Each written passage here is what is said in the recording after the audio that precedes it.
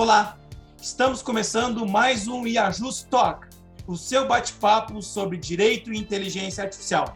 No episódio de hoje, contamos com a presença do professor Felipe Medon para conversarmos um pouco sobre inteligência artificial e responsabilidade civil. O professor Felipe é mestre e doutorando em Direito Civil pela UERJ, professor substituto na UFRJ, membro da Comissão de Proteção de Dados e Privacidade da OAB do Rio de Janeiro.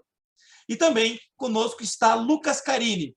Lucas Carini, por favor, faça as honras da casa e com a primeira pergunta ao professor Felipe. Obrigado, professor Fausto. Professor Felipe, é uma honra imensa recebê-lo aqui no nosso podcast. Nós estamos já na segunda temporada do nosso programa aqui, mais um projeto que a gente desenvolveu no grupo IAJUSTeam. E para nós é uma imensa honra poder conversar contigo agora e também ter a oportunidade de debater um pouco sobre as tuas pesquisas. Nós analisamos o seu artigo, né, e a gente tem algumas dúvidas que gostaria de esclarecer contigo e até oportunizar para quem nos acompanha que tenha acesso a esse conteúdo. No seu artigo, o professor aborda, até de uma maneira bem assertiva, essa fragilidade, né, de algumas iniciativas regulatórias brasileiras, né, relacionadas, então, à inteligência artificial. O professor cita, inclusive, alguns projetos de lei, né, e também a estratégia brasileira de inteligência artificial. Eu queria ver um pouco do professor, na sua opinião, o que o Brasil precisa para fazer frente a esses complexos e incontáveis desafios que a inteligência artificial traz para a sociedade. Antes de mais nada, queria agradecer ao professor Fausto, professor Lucas, pelo convite tão gentil de estar aqui com vocês, participando desse podcast. É uma grande alegria a gente ter essa interlocução que a gente já havia iniciado em alguns congressos. Muito rapidamente aqui, a gente tem um pouquinho mais de tempo para discutir essas questões. Essa pergunta que o professor Lucas me faz, ela é desafiadora. O que o Brasil precisa para fazer frente a esses complexos e incontáveis desafios que a IA traz para a nossa sociedade?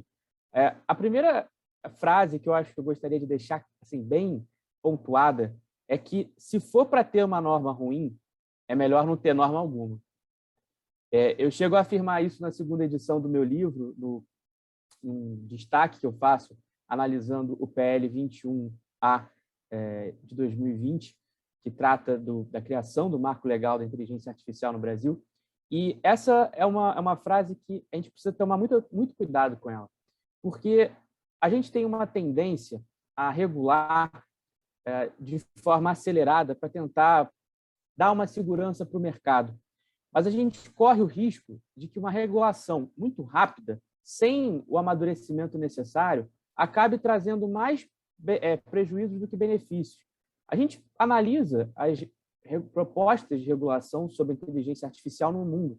A gente ainda tem poucas normas já efetivas sobre inteligência artificial. A gente tem muita proposta, e propostas que estão sendo debatidas por grupos de especialistas há muitos anos. Então, é preocupante que o Brasil queira ter uma norma correndo sem o debate multissetorial que precisa ser feito sobre o tema, porque a inteligência artificial traz muitas complexidades. E a gente pode acabar engessando o desenvolvimento tecnológico com algumas normas que não compreendam necessariamente um fenômeno tecnológico que é altamente mutável. Em pouquíssimo tempo, a gente já vê alguns avanços, então a gente pode acabar tendo o risco contrário de um projeto de lei que, às vezes, busca dar estabilidade para os investimentos, ele pode acabar tendo o efeito contrário daqui a poucos anos, quando essa tecnologia não mais corresponder àquilo que foi pensado no momento de uma legislação. Professor Agora, Felipe, se fala muito dessa questão da responsabilidade, especialmente, me parece, porque a inteligência artificial está no nosso dia a dia. Eu queria provocar o professor para saber, tem algum exemplo de uso de inteligência artificial e como isso provocaria uma discussão sobre a responsabilidade civil? Claro. A gente costuma pensar em exemplos mais esdrúxulos, um pouco ainda fora da nossa realidade, como os carros autônomos. Até recentemente, em São Paulo, a gente viu um exemplo de um motorista que foi flagrado dirigindo, dormindo na direção do piloto automático de um veículo da Tesla. Esse seria o exemplo mais caricato que as pessoas falariam da responsabilidade civil da IA. Mas a gente pode pensar em outros que são mais invisíveis, são talvez danos invisíveis, mas que já acontecem há algum tempo. Eu cito, por exemplo, um caso antigo que a gente teve no Brasil, que foi o caso da Preta Gil, o caso conhecido como Google Bomb. Salvo engano, ele é de 2004, ele tem realmente bastante tempo, em que todas as vezes que as pessoas pesquisavam no Google a expressão atriz, acompanhada da outra expressão gorda, o Google dava como sugestão: você quis dizer Preta Gil? Então, esse aqui é um exemplo antigo já de uma inteligência artificial ali dos motores de busca do Google que já causavam um dano. Esse é um caso antigo. Mas a gente pode pensar também na aplicação aqui da inteligência artificial no cálculo dos seguros, por exemplo, ou mesmo na taxa de juros, quando você pede lá um empréstimo. A inteligência artificial ela pode ser utilizada ali de forma discriminatória na hora da concessão do crédito, na hora de calcular, por exemplo, a taxa de juros que a pessoa vai pagar. Perfeito. E, professor, ainda pegando essa temática aí da responsabilidade civil, que tem muita coisa a ser discutida ainda, no artigo que a gente leu, o professor põe um importante destaque, né, sobre essa perspectiva o professor chama da imprevisibilidade das condutas dos sistemas de IA, né? Então, inclusive citando no artigo como exemplo essa capacidade, né, de autoprogramação dos sistemas que desafios esse comportamento, digamos assim, pode trazer para o Poder Judiciário brasileiro resolver, né, sobre a questão da responsabilidade civil. Essa questão da imprevisibilidade é uma questão tecnológica. Essa imprevisibilidade ela decorre, sobretudo, das técnicas que a gente convenciona chamar, assim, no macro, como machine learning, ou aprendizado de máquina, que fazem com que aquela inteligência artificial aprenda por conta própria e, muitas vezes, por conta até de uma opacidade no desenvolvimento daquele algoritmo, a gente não consiga chegar aos caminhos que levaram aquela inteligência artificial a agir de uma ou outra forma. Isso faz com que os próprios programadores, às vezes, não consigam antever os resultados que vão ser praticados por aquela inteligência artificial. E isso é muito importante em termos de responsabilidade civil. Um exemplo já que a gente pode pensar de problema que pode surgir dessa questão da imprevisibilidade é a possível ou não adoção da excludente dos riscos do desenvolvimento. Porque essa é uma questão central, me parece, no desenvolvimento da inteligência artificial. Porque se a gente for levar ao pé da letra, quase todas as inteligências artificiais que a gente está pensando aqui nesse contexto mais grave, elas podem chegar a resultados que não foram previstos, que não foram antecipados, no melhor estado da técnica, naquele momento em que elas foram colocadas em circulação. Se a gente for pensar por esse caminho, a gente vai acabar aplicando essa excludente dos riscos de desenvolvimento e a gente pode ter até um problema para as vítimas conseguirem a reparação pelos seus danos. Então, a imprevisibilidade é uma dessas facetas. Eu gosto muito de uma construção teórica de uma professora da Universidade Carlos III de Madrid, a professora Teresa de las Heras, em que ela, baseando-se nas resoluções, nas propostas de resolução lá da União Europeia, do Parlamento Europeu, ela fala em 5 características da inteligência artificial que desafiariam a responsabilidade civil.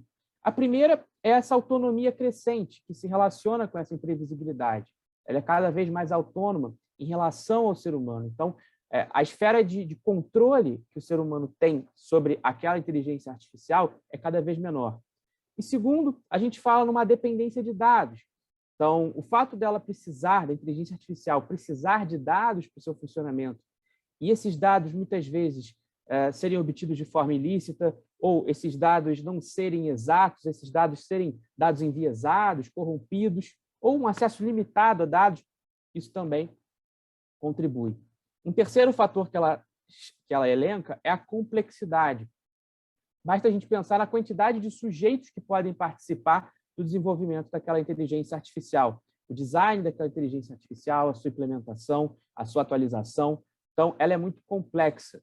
Então, essa complexidade, essa pluralidade de sujeitos envolvidos é um desafio para a inteligência, para a responsabilidade civil. Um quarto fator que ela alude é a vulnerabilidade. A gente pode pensar que a inteligência artificial normalmente está conectada à internet. Está conectada à internet, ela está suscetível a ataques hackers. Esses ataques podem comprometer a segurança. Imaginemos um carro autônomo. O carro autônomo, um sistema de condução veicular, poderia eventualmente ser invadido por um hacker, que pode desprogramar ou descalibrar aquele sistema. A gente pensa, eu vi até recentemente um exemplo de semáforos inteligentes, que eles mudam, né, o tempo de cada sinal aceso, de cada luz acesa, a depender do fluxo de veículos. E se alguém hackear aquele semáforo, quais podem ser os danos causados por isso? E, por fim, ela fala da opacidade. E a opacidade, ela talvez seja um dos maiores problemas para a responsabilidade civil, especialmente para a prova da causalidade, do nexo de causalidade. Porque essas inteligências artificiais pouco explicáveis, elas acabam sendo um problema na prática, para a gente compreender os caminhos percorridos por ela. Então, essa explicabilidade limitada da inteligência artificial, ela põe em xeque até mesmo as perícias que muitas pessoas pedem. Então, já ouvi isso de colegas que trabalham mais com a parte de TI, que às vezes a pessoa pede uma perícia, achando que a perícia daquela IA vai resolver, mas a perícia não dá conta. Porque por mais que se abra o código-fonte, por mais que se tente desvendar, às vezes nem os programadores conseguem entender, que dirá um perito ordinário que trabalha ali no dia a dia, normalmente o que tem mais proximidade com os juízes. Então, a gente tem aqui uma questão de opacidade que ela também é decisiva para a responsabilidade civil. Então, essa imprevisibilidade ela se relaciona com esses fatores que a professora Tereza aponta. Professor Felipe, existe uma discussão entre os teóricos da necessidade, se existe uma necessidade ou não de nós termos uma nova legislação e até mesmo uma nova teoria da responsabilidade civil para lidar com esses desafios postos pela inteligência artificial. Qual que é o seu entendimento sobre isso? Bom, o que me parece, e isso eu afirmo no meu livro também, é que, pelo menos no atual estado do desenvolvimento da inteligência artificial, o que nós temos de normas no direito brasileiro já consegue fazer frente aos desafios que ela nos traz. Porque a gente pensa muito na inteligência artificial dos cinemas. As pessoas têm essa idealização daquela inteligência artificial quase consciente que vai estar armada até os dentes e vai matar todo mundo. As pessoas têm um pouco essa ilusão. Mas quando a gente olha para o dia a dia e a gente percebe que as inteligências artificiais que a gente tem, muitas vezes são inteligências artificiais do tipo fraco, que desempenham tarefas específicas, que estão com a gente do dia a dia e que a gente consegue conter um grande avanço dessa inteligência artificial, que elas ainda não têm uma grande própria consciência de si mesmas, a gente tem aqui um cenário que é mais fácil de resolver. Só que o que é importante nessa discussão? A gente compreender que esse debate lá fora é diferente daqui do Brasil. Isso eu tento chamar a atenção no livro, porque as pessoas, às vezes, tentam incorporar algumas ideias que vêm lá de fora, muito até por fetichismo. Às vezes, porque lá fora estão pensando em criar uma personalidade jurídica para a IA, mas será que realmente no direito brasileiro isso faz sentido? Ou essa é uma construção que está sendo feita lá fora, porque lá fora eles precisam de um expediente desse tipo para resolver o problema da indenização das vítimas? Então, a gente tem que tomar esse cuidado de analisar o que é pertinente para o nosso direito. O estudo do direito comparado é um estudo em que você não pode simplesmente olhar a sugestão do outro país. Você precisa entender por que aquilo é importante naquele país, naquele ordenamento jurídico. Então, a gente precisa fazer muito cuidado essa transposição.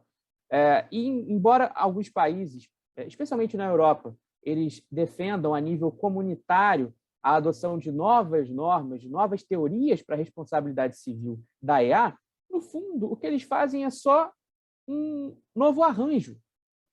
Aquilo que os portugueses falam, salvo engano a expressão, novos vinhos em odres velhos. Acho que é essa expressão que eles usam lá em Portugal. Tem até um professor que cita isso num texto sobre responsabilidade civil, o professor Henrique Antunes. Então, a gente tem essa preocupação porque lá eles pensam, às vezes, em um novo arranjo. Eles pegam a responsabilidade civil objetiva e colocam em determinados cenários. A subjetiva com culpa presumida para outros cenários. A responsabilidade contratual para outros cenários. Eles vão ali modulando mas sempre utilizando os instrumentos clássicos. Ninguém ainda inventou uma nova teoria da responsabilidade civil para a inteligência artificial. É só uma questão de acomodação, de qual regime vai se enquadrar em qual hipótese. Porque essa é uma outra questão importante. A gente não afirmar categoricamente que existe um só regime para a IA, para a responsabilidade civil da IA. A gente tem que pensar, analisar caso a caso. Esse é, por exemplo, o grande erro em que incorre esse PL 21A 2020 da Câmara, que foi aprovado, que cria o marco legal da inteligência artificial, porque ele elege abstratamente o regime de natureza subjetiva como regime aplicável aos danos causados pela IA. Então, ele acaba engessando completamente o sistema de responsabilidade civil, o que gera um problema enorme para a reparação integral das vítimas. Excelente, professor. O professor destaca, né, essa questão de sistemas de IA com machine learning, e o professor também explicou o desafio que é estabelecer muitas vezes essa relação, né, do nexo causal em casos concretos, né? E também esse destaque, né, que hoje, então, na sua opinião, a legislação no Brasil ela consegue abarcar soluções para esse tipo de problema. A gente sabe que países como o nosso, né, do civil law, de uma maneira geral, atribuem a responsabilidade civil e, consequentemente, né, o dever de compensar esses danos ou ao infrator ou à pessoa que seja responsável pelas ações desse infrator, né? Queria fazer um exercício aqui com o professor da seguinte maneira: se a gente considerar uma inteligência artificial totalmente autônoma, então realizando ações de forma independente, né, sem um comando prévio anterior, é possível, digamos, supor que ela poderia ser responsabilizada por suas ações? Olha, o que eu defendo no meu livro é que não. Eu sigo a linha de alguns professores como Hugo Pagallo, a professora Mafalda Miranda Barbosa, até talvez por argumentos um pouco diferentes. Eu acho até eu priorizo mais os argumentos de natureza pragmática, de para que criar mais um ente, mais um ente capaz aqui no nosso ordenamento, que já foi tão bagunçado, não no sentido negativo, mas que acabou sendo completamente mexido com o EPD. A gente tem aqui uma questão que eu cito sempre o professor Hugo Pagallo, quando ele fala que a gente não pode confundir maçãs com laranjas. A gente não pode confundir a atribuição de personalidade jurídica com a responsabilidade civil. O que o professor Pagallo diz é que a pergunta que nós precisamos fazer é: por que um determinado ordenamento atribui personalidade jurídica a determinado ente? Por que nós atribuímos personalidade jurídica a uma sociedade empresária? Bom, existe uma razão de ser. Se essa razão de ser estiver presente no caso da inteligência artificial, a gente deveria atribuir personalidade a essa inteligência artificial. O que se tenta, pelo menos na Europa, e essa era a ideia na resolução de 2017 do Parlamento Europeu, era que a criação de uma personalidade jurídica eletrônica pudesse facilitar a reparação das vítimas. Até alguns autores na Europa pensam num sistema até um pouco diferente do que a resolução previa, mas um sistema em que a inteligência artificial ela seria comparativamente ela seria um escravo em relação ao homem, como era a responsabilidade civil na época em que a gente tinha a escravidão, e aí os escravizados eles praticavam as condutas, mas quem respondia era, no fundo, os senhores, né, dos escravos. Então, muitos tentam fazer essa associação, mas, no fundo, o que a resolução de 2017 do Parlamento Europeu queria era facilitar a reparação das vítimas. Só que o que acabou se vendo, e depois de uma enxurrada de críticas, cito, por exemplo, as críticas do professor Günther Teubner, as críticas foram no sentido de que, para que criar mais um expediente desses? Seria aquilo que eu falo no livro, mais um véu para ser levantado. A gente acabaria tendo, às vezes, que fazer mais uma desconsideração da personalidade jurídica, agora seria da personalidade jurídica robótica, para chegar no verdadeiro causador do dano. Porque, como diz o professor Jack Balkin, no fundo, as nossas relações não são com a inteligência artificial. Porque a inteligência artificial nada mais é do que um instrumento colocado pela humanidade. Então, por trás da inteligência artificial sempre vão estar um ou mais homens e mulheres que participam e que se beneficiam daquela implementação. A inteligência artificial não tem uma vida própria. Ela está ali para cumprir uma finalidade humana. É o efeito de substituição que o professor Balkin fala. Ela está ali para cumprir, para desempenhar um papel. E esse papel que ela desempenha, ele é um papel a serviço do homem. Por isso, a gente tem que buscar sempre a verdadeiro responsável por esse dano, sob pena da gente acabar criando um escudo de responsabilidade, de imunidade para o verdadeiro causador do dano. Professor Felipe, quando o papo é bom, especialmente sobre inteligência artificial, ele passa muito rápido. E nós já estamos aí caminhando para o encerramento desse episódio. Eu gostaria que o professor pudesse deixar uma mensagem para os curiosos e estudiosos da inteligência artificial relacionada com a responsabilidade civil. Bom, realmente, como o professor Fausto falou, a gente, quando conversa sobre esse tema, a gente poderia ficar aqui por horas.